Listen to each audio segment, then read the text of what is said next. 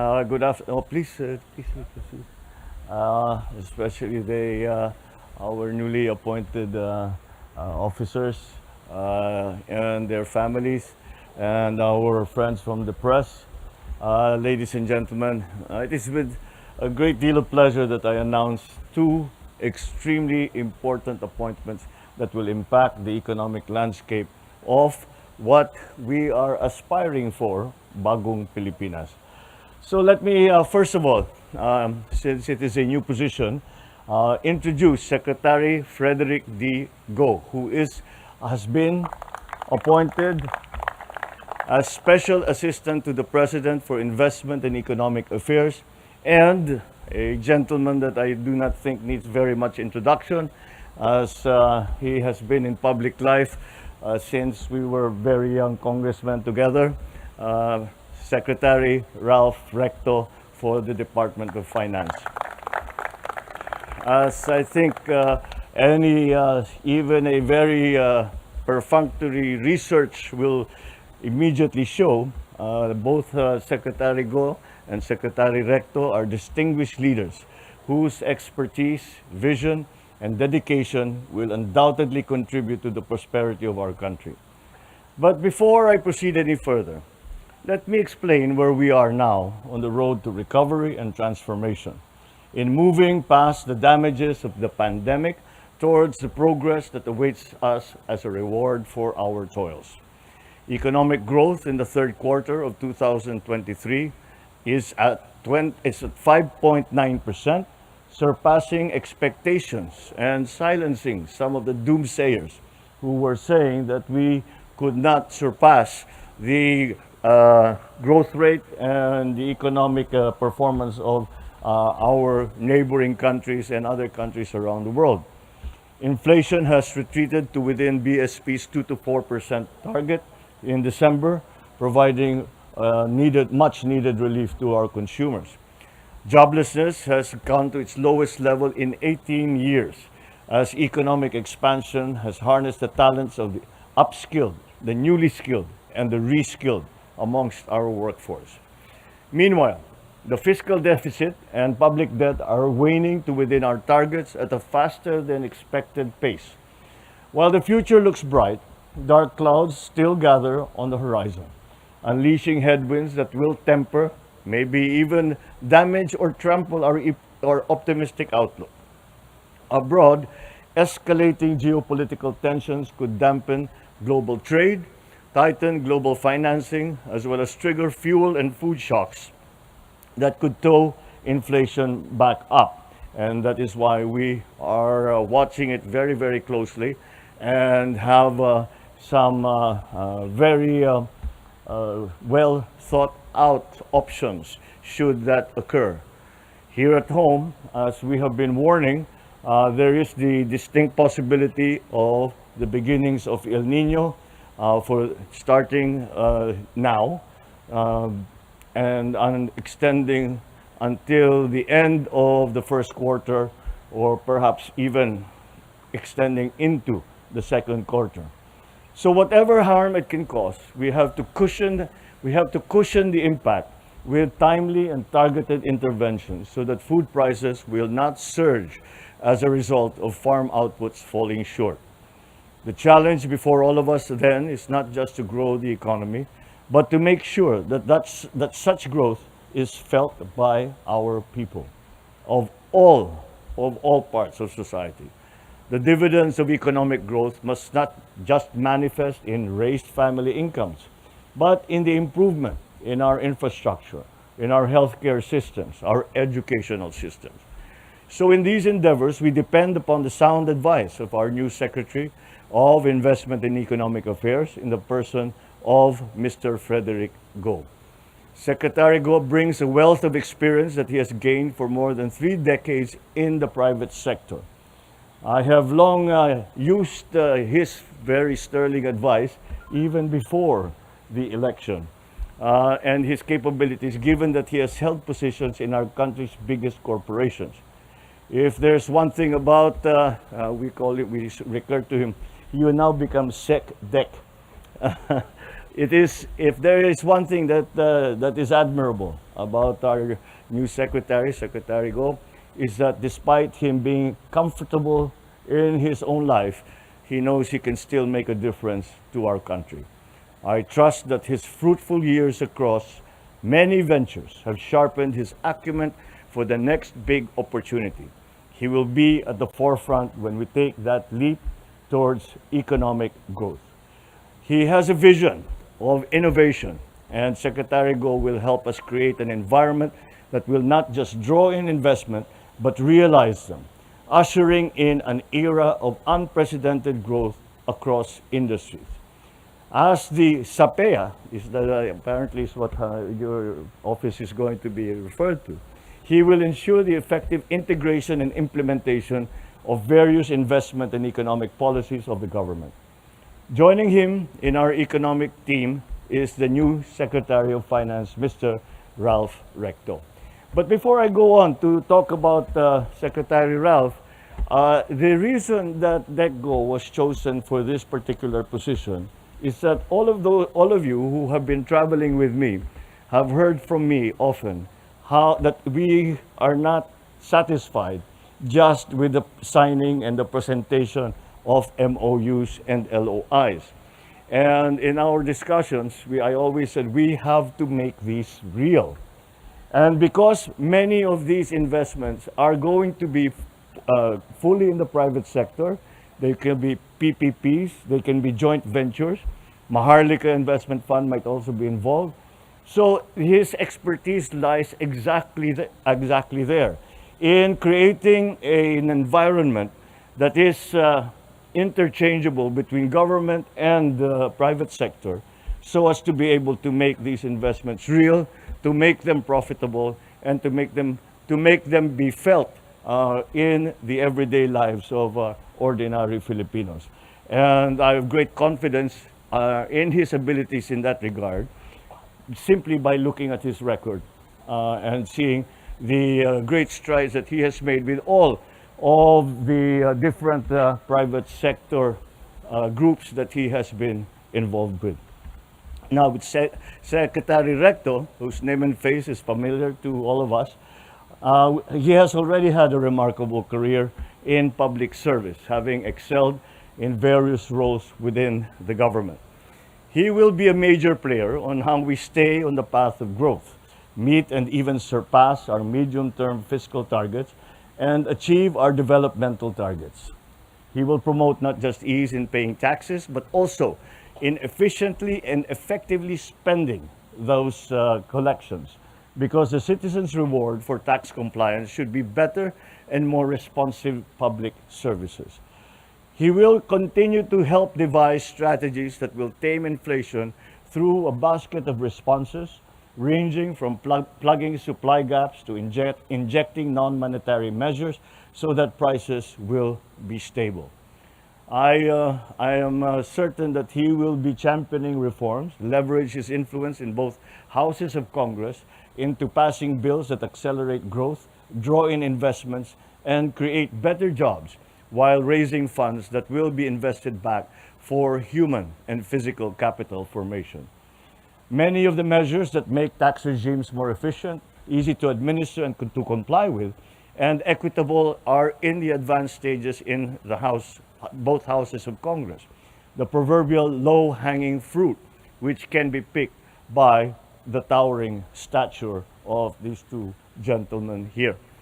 I also have asked him to be at the forefront of our anti-smuggling drive, pursue tax cheats, starting with the habitual ones who have raised tax evasion not just into an art, but into a business. And when the seductive call of populism beckons, I am sure that Secretary Recto will counsel us on the merits of fiscal discipline, to remind us of the price tag of dreams, and to stick to the kind of stewardship that bequeaths no huge generational debt for our children. Secretary Ralph and I both entered the House of Representatives in 1992. He beat me by a few months at being the Benjamin of the House in 1992. After 15 years, we were reunited in the Senate. still displaying his vintage virtue of being fastidious with the examination of appropriations of the national budget, of revenue and economic numbers. Ask any senator who has worked with him, and I will be the first one to attest to this. We will tell you that his plenary interpolation or interrogation borders on the pure, he enters into the detail. And it is a brave senator or congressman now who will rise to interpolate Senator, now Secretary Ralph Recto, because you do not rise unless you are very well prepared, because he is always very well prepared. His work in the legislature is done in a manner that does not generate heat but light. He finds a way through the problems that we see, not to show off or not to cause problems, but to make bills better and to make the function of government more efficient and more equitable. We have always suspected that he sleeps under his pillow with the General Appropriations Act under his pillow, and he treats the tax code as leisurely reading, and his copy of the budget and expenditures and sources of financing is probably the most dog-eared book in his house. And any new finance secretary stands on the mighty shoulders of his predecessors, and Secretary Recto is no exception. And we cannot finish this event here this afternoon without a very heartfelt and warm wishes and gratitude to Secretary Ben Jokno for the services that he has given to the Department of Finance in his time as Department of Finance. As you may remember, he was the governor of the BSP when I first came into office, and he was due to retire middle of last year. But I think we all ganged up on him and asked him to please continue as Department of Finance, simply because we had to get the economy, we had to get our policies onto the right track. And he has done a splendid job as secretary. And during his watch, when the pandemic's lingering effects congealed with new crises, which would have created a perfect storm had they not been diffused. Being one of our country's pillars of economic management, we shall continue to rely on your expertise and exuberance as a member now of the Monetary Board. Maraming salamat from a grateful nation, Secretary Ben Jokno. The original plan actually was for us to, I asked Secretary Ben Jokno if he would like to join the Maharlika Investment Fund and the management of that, and to also serve as a liaison between the private sector in that capacity in the Maharlika Fund, as a liaison between government and the private sector and the fund. But he begged off, saying that this is the investment fund, a sovereign fund, is not with what he feels is a specialty of his. So he will return to his purely financial duties now in the Monetary Board. Once again, I cannot thank Secretary Ben Jokno enough for setting the economy onto the right path. He has guided us. He has put the essentials into place. He has made the structural changes that we need. And therefore, he has these economic figures, the results that we are getting, a lot of that can certainly be attributable to the work that he did as Department of Finance Secretary. And what makes me happier is that this changing of the guard in the government's most important outpost is between Batangueños, scions of illustrious Filipinos, patriots, and professionals like their grandfathers. And I have saved the best for last. I would like to welcome back to Malacanang the talented and elegant Vilma, who has, you know why I say that she has, I say that she has returned to Malacanang. If you remember, si Ate V, siyang gumaganap kay Aimee sa mga sine. Yung una, yung iginuhit ng lahi, at yung iginuhit ng tadhana, and the next one was ipinagbuklod ng lahi. And I still remember the time that I really became friends with her was when they were shooting here in the palace in 1968, preparing for the elections of 1969. So it's a welcome back to the palace. It took me a long time to get Secretary Ralph to say yes. But I was told it was still shorter than the time for Vilma to say yes to Ralph almost 40 years ago. Kaya sineswerte pa rin itong ating kaibigan na si Secretary Ralph. My fellow Filipinos, these two gentlemen embody the values of competence, integrity, and a deep sense of responsibility that we look for in our government leaders.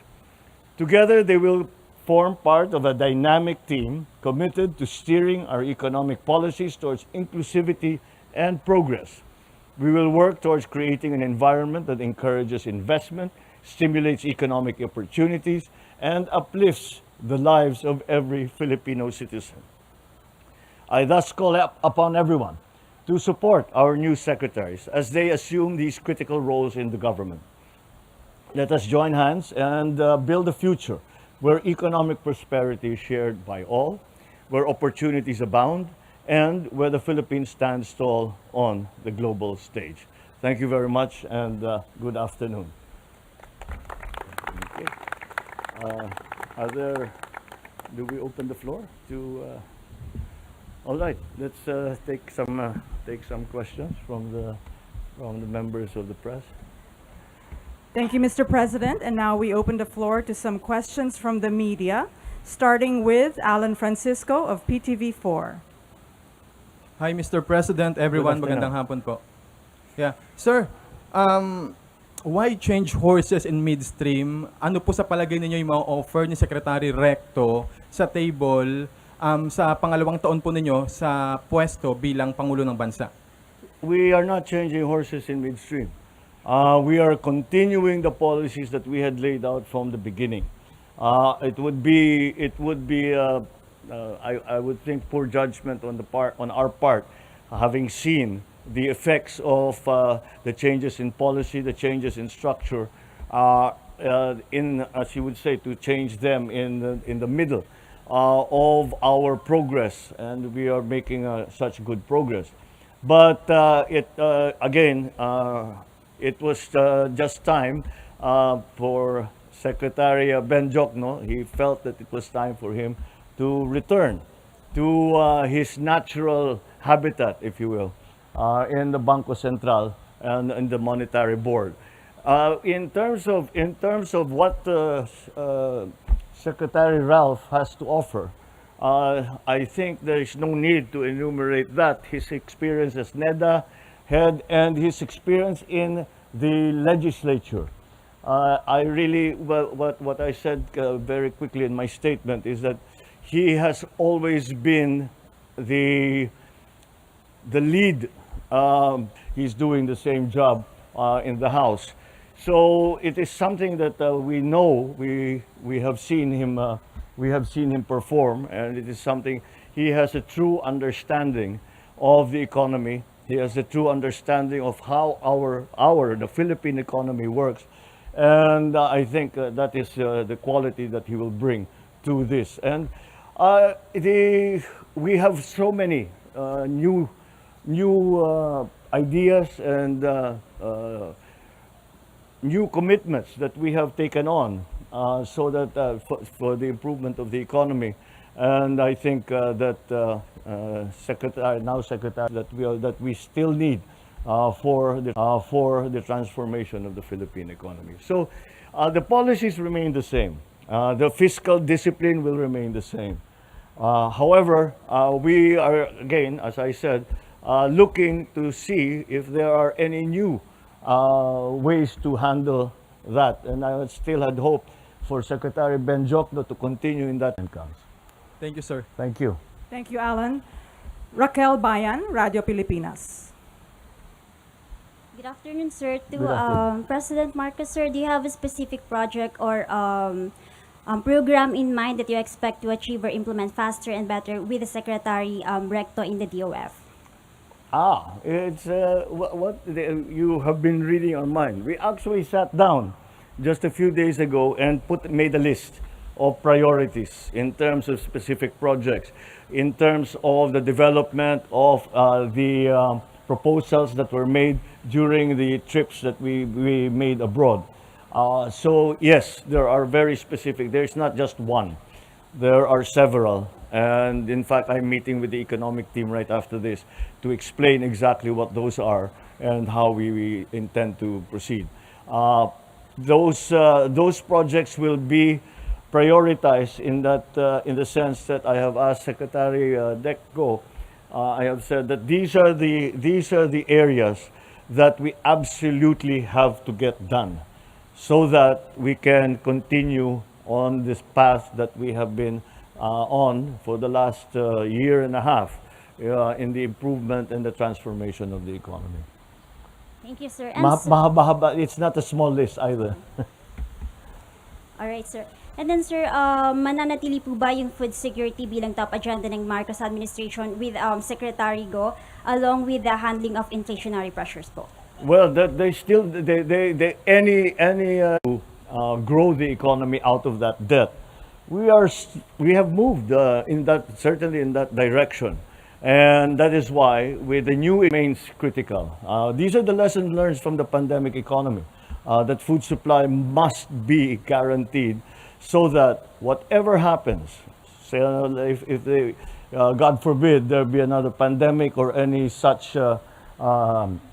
shock to the global economy, with the attendant problems that brought about by supply chain problems, by supply problems, that food supply must first be guaranteed within the country. So, and the large part also that the food commodities, agricultural commodities, plays in in the inflation picture. The contribution of agri commodities to the total inflation rate is still significant, and that's why we have to assure our people that there will be a supply, and therefore we will be able to hold prices at the level that is affordable by everyone. Thank you, sir. And sir, if I may kay Senator Recto po. Ay kay Secretary Recto po. Sir, are we going to continue what Secretary Jokno started, or should we expect reforms under your leadership in the OF po? Well, essentially, you have the National Development Plan to follow, and the chief architect of that is the President. You have the macro fiscal framework, and there is a plan, there is a roadmap that essentially we will continue. Thank you. Thank you. Now we have Jinky Baticados of IBC 13. Good afternoon, Mr. President. Good Good afternoon, everyone. This question is for Secretary Recto. Sir, following your appointment po as Finance Secretary, what is your first order of the day po? Number one is to collect for next year, I think 4.3 trillion in taxes. 3 trillion with the BIR, 1 trillion with the BOC, and I think the Treasury is about 300 billion. So it's all about fiscal sustainability. And like I said, you have a national development plan to fund. Incidentally, we will be borrowing 2.7 trillion next year.